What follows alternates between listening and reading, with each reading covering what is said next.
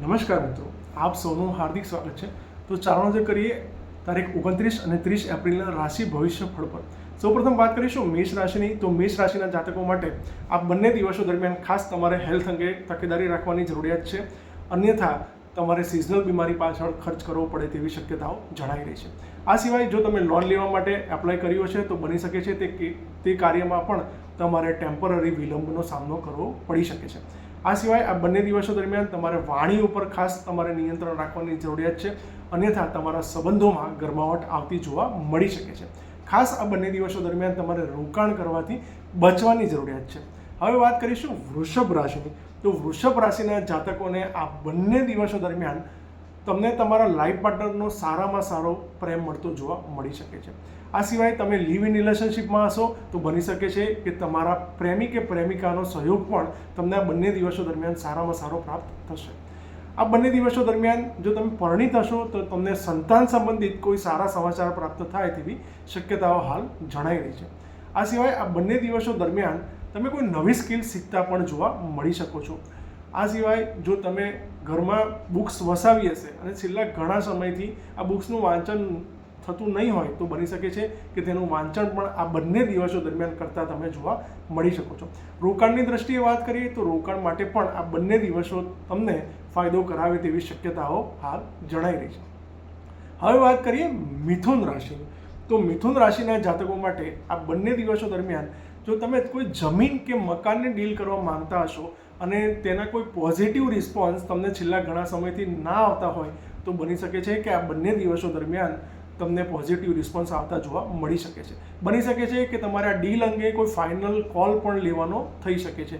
તો આવા સંજોગોમાં તમારે બહુ ઉતાવળ પણ નહીં અને બહુ વિલંબ પણ નહીં, એ રીતે બેલેન્સ માઇન્ડસેટ સાથે આ ડીલમાં આગળ વધશો તો તમને ચોક્કસ ફાયદો થાય તેવી શક્યતાઓ હાલ જણાઈ રહી છે। રોકાણની વાત કરીએ તો રોકાણ કરવામાં પણ આ બંને દિવસો તમને ધન લાભ કરાવે તેવી શક્યતાઓ છે। હવે વાત કરીએ કર્ક રાશિની। તો કર્ક રાશિના જાતકો માટે આ બંને દિવસો દરમિયાન તમને ખૂબ જ દોડા ધક્કાના અંતે તમારા કામ બધા પાર પડ્યા હોય તેવું તમે અનુભવશો। બની શકે છે કે આ કાર્યની અંદર તમારે ડબલ એફર્ટ્સ કરવા પડ્યા હોય। આ સિવાય આ બંને દિવસો દરમિયાન તમારે તમારા કઝિન બ્રધર કે સિસ્ટર સાથે મુલાકાત કરવાનું બની શકે છે। આ સિવાય જૂના પાડોશીઓને પણ આ બંને દિવસો દરમિયાન તમે મળો તેવી શક્યતાઓ હાલ જણાઈ રહી છે। રોકાણની વાત કરીએ તો રોકાણ કરવાથી ખાસ આ બંને દિવસો દરમિયાન તમારે દૂર રહેવું જોઈએ। હવે વાત કરીશું સિંહ રાશિની। તો સિંહ રાશિના જાતકોને આ બંને દિવસો દરમિયાન તમારા સંબંધો જો કુટુંબના જ કોઈ વ્યક્તિ સાથે વણસી ગયા હોય તો તે સંબંધો ફરીથી એસ્ટાબ્લિશ થતા જોવા મળી શકે છે। હા, પણ તમારે તે અંગે ચોક્કસ પોઝિટિવ એટીટ્યૂડ રાખવો પડશે તો તમારા સંબંધો ફરીથી જેવા હતા તેવા ને તેવા સ્થાપિત થઈ શકે છે। આ સિવાય આ બંને દિવસો દરમિયાન જો તમે બિઝનેસ કરતા હશો તો તમને દિવસની શરૂઆતથી જ સારામાં સારી કમાણી થતી જોવા મળી શકે છે। આ બંને દિવસો દરમિયાન એવું પણ બની શકે છે કે તમારા ઘરેથી દૂર રહેતા તમારા સગા ભાઈ બહેન સાથે પણ તમારે મુલાકાત થાય તેવી પણ શક્યતા છે। રોકાણની દ્રષ્ટિએ વાત કરીએ તો રોકાણ માટે પણ આ બંને દિવસો તમને સારામાં સારો ફાયદો કરાવે તેવી શક્યતાઓ છે। હવે વાત કરીએ કન્યા રાશિની। તો કન્યા રાશિના જાતકો આ બંને દિવસો દરમિયાન પોતાનામાં જ ખોવાયેલા રહેતા જોવા મળી શકે છે। એટલે કે ભૂતકાળના જે પણ આયોજનો તમારા બાકી રહી ગયેલા છે તેને કઈ રીતે સારામાં સારી રીતે પૂરા કરી શકાય અને ભવિષ્યના આયોજનો કઈ રીતે સારામાં સારી રીતે કરી શકાય તે અંગેનું પ્લાનિંગ તમે કરતા જોવા મળી શકો છો। આ બંને દિવસો દરમિયાન જો તમે રોકાણ કરવા માંગતા હશો તો રોકાણ કરવામાં પણ તમને સારામાં સારો ફાયદો થઈ શકે છે। હવે વાત કરીએ તુલા રાશિની। તો તુલા રાશિના જાતકો આ બંને દિવસો દરમિયાન તમારે ખાસ તકેદારી રાખવાની જરૂરિયાત છે। તમારે હોસ્પિટલ સંબંધિત દોડા ધક્કા થઈ શકે છે અને તે અંગે ખર્ચ પણ થાય તેવી શક્યતાઓ હાલ જણાઈ રહી છે।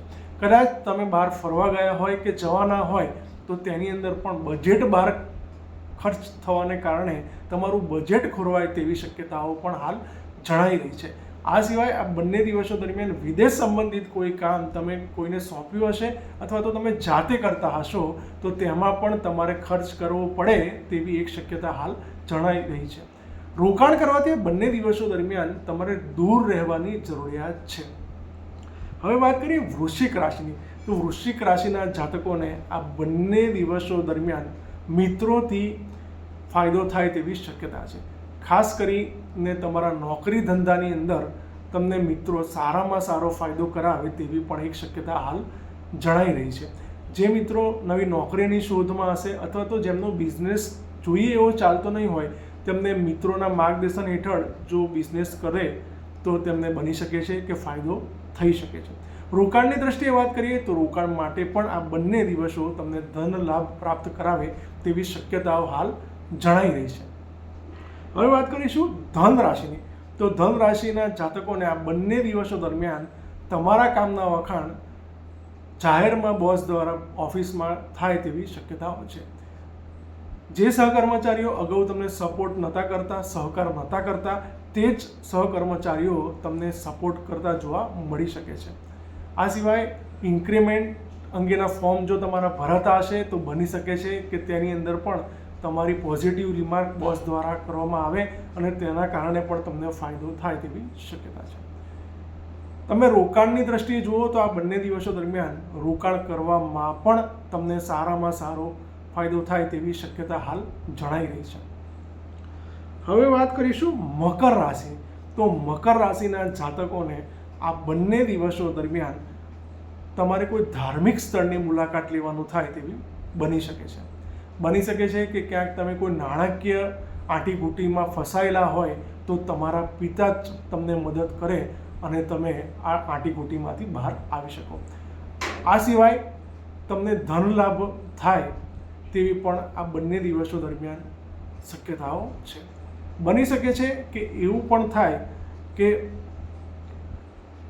કોઈ ગુરુ કે વડીલ સમાન કોઈ વ્યક્તિને મળવાના કારણે પણ તમને જીવનમાં એક અલગ પ્રકારની ઉર્જાનો અનુભવ થઈ શકે છે અને નસીબ નામની કોઈ વસ્તુ છે તેવું તમે કદાચ માનતા જોવા મળી શકો છો.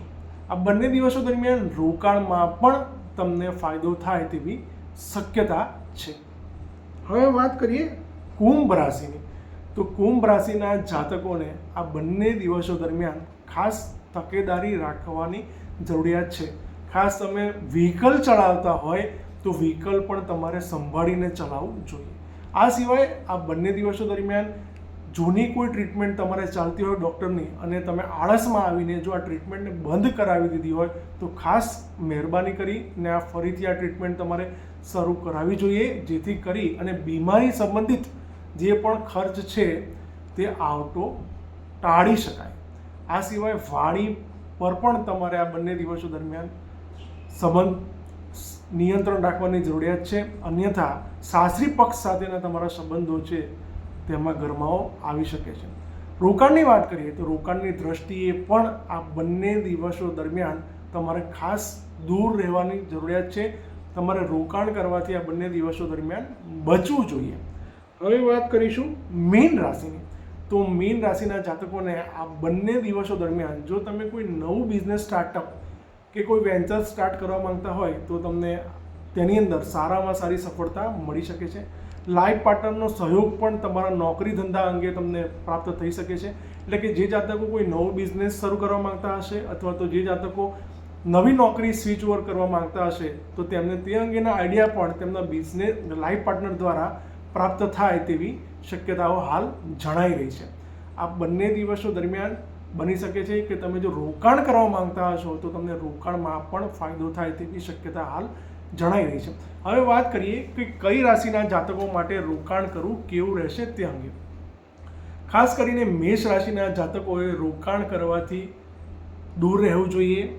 આ સિવાય તુલા રાશિના જાતકોએ પણ રોકાણ કરવાથી દૂર રહેવું જોઈએ. જ્યારે કુંભ રાશિના જાતકોએ પણ આ રોકાણ કરવાથી આ બંને દિવસો દરમિયાન દૂર રહેવું જોઈએ. આ સિવાય કર્ક રાશિના જાતકોએ પણ આ બંને દિવસો દરમિયાન રોકાણ કરવાથી દૂર રહેવાની જરૂરિયાત છે. જ્યારે કન્યા રાશિના જાતકો,